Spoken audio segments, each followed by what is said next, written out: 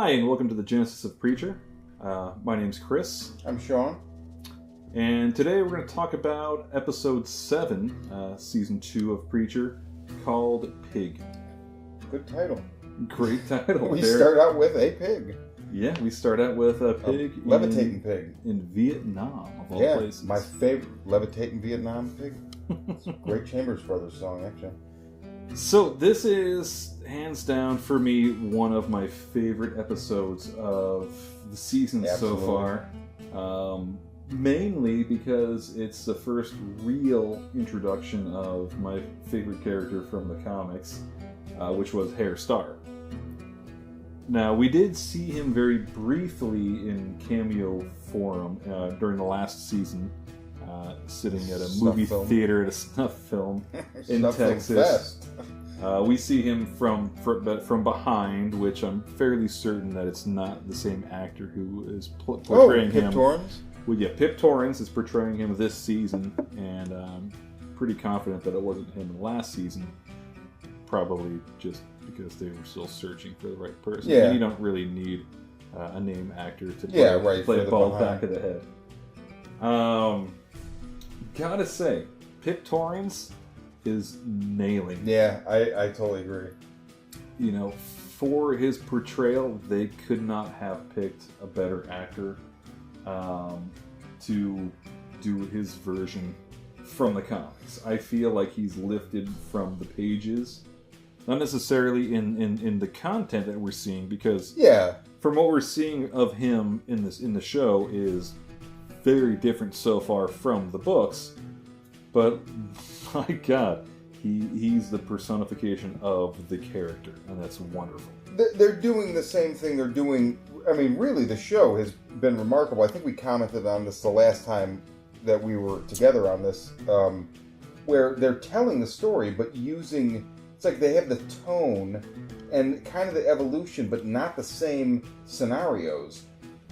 Yet everything that, whenever I'm like, wow, this isn't even anything close that was in the book, but it all seems like, oh, but Ennis would have totally wrote this.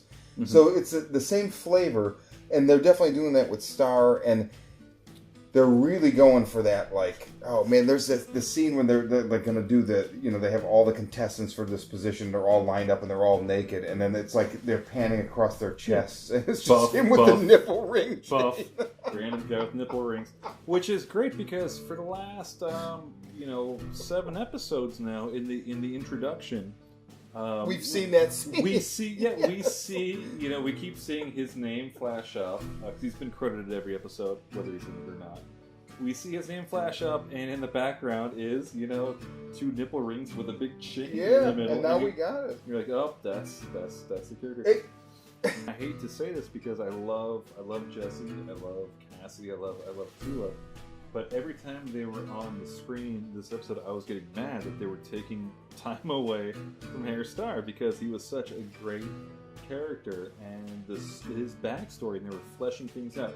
So, first thing that we see with this episode is we see Herr Starr in German military regalia, basically applying for the position. Applying for a position with this at the time unknown kind of organization who has kind of headhunted him. And right away you see that this man is willing to do anything necessary to achieve a position of power. But not just one of power, but a position where he has the ability to what he believes is bring order to the world. Yes, very, very important. Very important. In my reread, I'm actually at the Starr one shot. Where it's his origin, and it's all about what leads him to be obsessed with, imposing order on people. And you get. There is the line, the man interviewing him.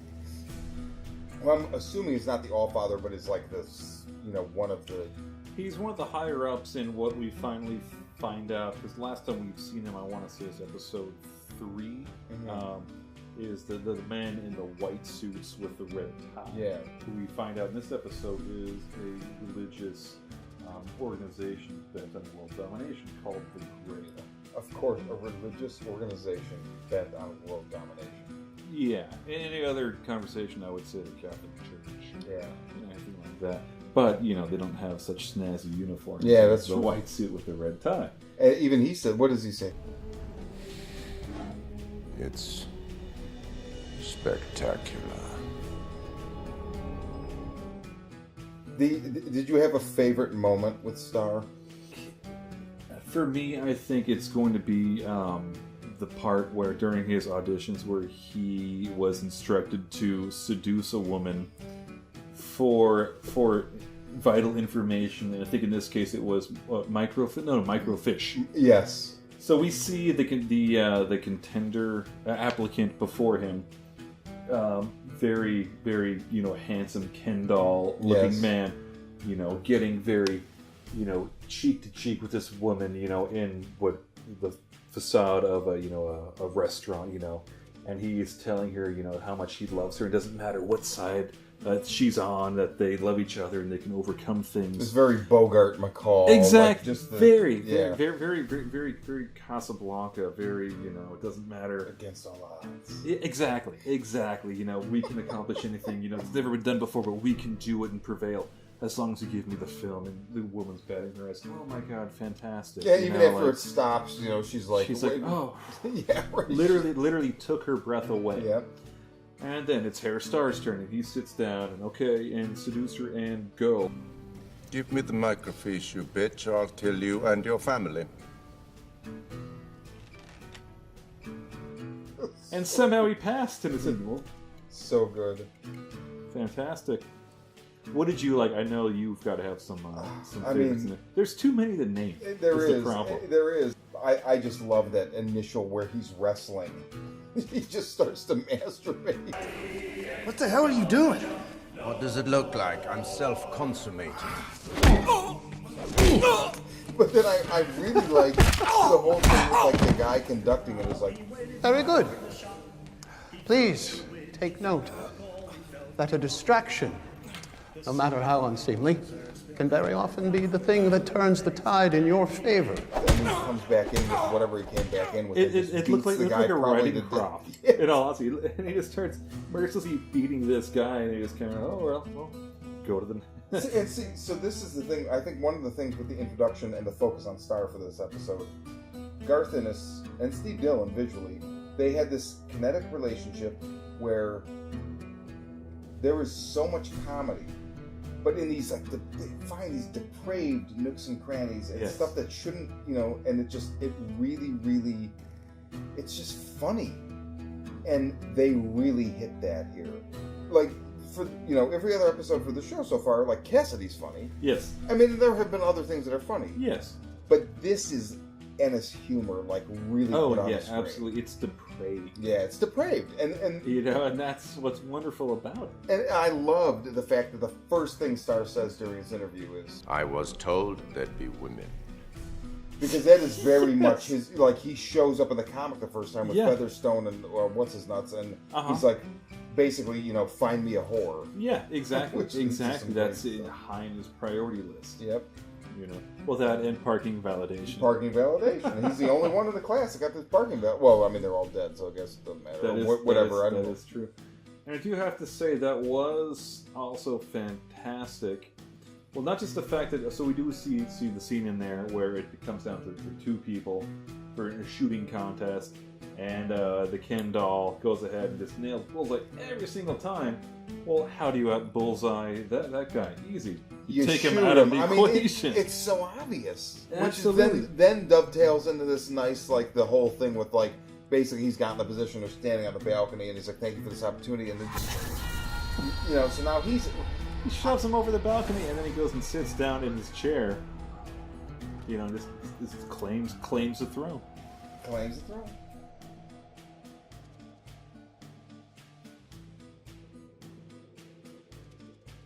I am really interested because we have really brought up, the Longell, Jesse's family is coming, and then now we have Starr, and in the book, the Allfather, who is this enormous, like, glutton of a man, is Jesse's grandmother is his like niece or aunt or something. I can't, but it's the bloodline.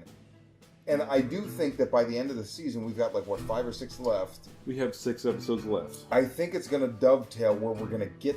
They're going to do it in a different way. We're going to get to the Langell estate and Jesse's past with them, but it's going to tie more directly into the Grail. Not that it's not direct before, but I think it's just the way they're going to do it. It's going to be a more fluent thing as opposed to this was the past, this is now. So I mean, I'm looking forward to it. I gotta say, I had been caught up yesterday, watched 5, 6, and 7 in a row, and 6 and 7 just floored me. I loved them. So absolutely, I'm really looking forward to the next one. And yeah, I mean, they're nailing it without nailing it. So big time. But all right, well, we'll be back next week, and until then, get your Bible and your whiskey and saddle up, fucker.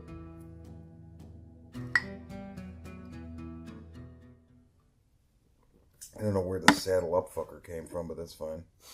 But I like it. I like it.